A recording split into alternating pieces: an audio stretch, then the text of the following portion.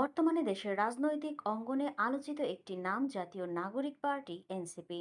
আসন্ন নির্বাচনকে সামনে রেখে নতুন দল হিসেবে নিবন্ধনের জন্য নির্বাচন কমিশন ইসিতে আবেদন করেছে দলটি। সেই সঙ্গে এবার ফ্রান্স, জার্মান ও ফিনল্যান্ডে কমিটি ঘোষণা করেছে এনসিপি। শনিবার এনসিপির সদস্য সচিব আখতার হোসেন ও মুখ্য সংগঠক নাসির উদ্দিন পাটোয়ারি সই করা এক বিজ্ঞপ্তিতে তিন দেশের কমিটির বিষয়ে জানানো হয়েছে।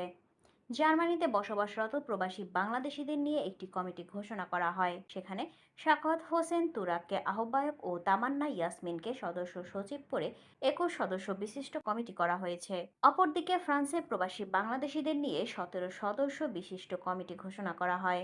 সেখানে প্রবাসী চৌধুরী মোহাম্মদ ইফতেশাককে আহ্বায়ক ও মোহাম্মদ শাহপরান আহমেদ শাকিলকে সদস্য সচিব করা হয়েছে। এছাড়াও ফিনল্যান্ডে বসবাসরত প্রবাসীদের নিয়েও একটি কমিটি ঘোষণা করা হয়েছে। এতে মোহাম্মদ আহাদ শিকদার আহ্বায়ক ও আলমগীর হোসেনকে সদস্য সচিব করে ১৫ সদস্য বিশিষ্ট কমিটি ঘোষণা করা হয়েছে।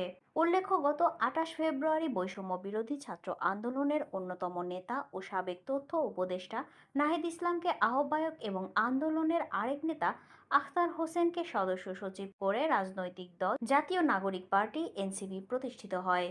এটি হচ্ছে বাংলাদেশের ইতিহাসে প্রথম ছাত্র নেতৃত্বাধীন রাজনৈতিক দল।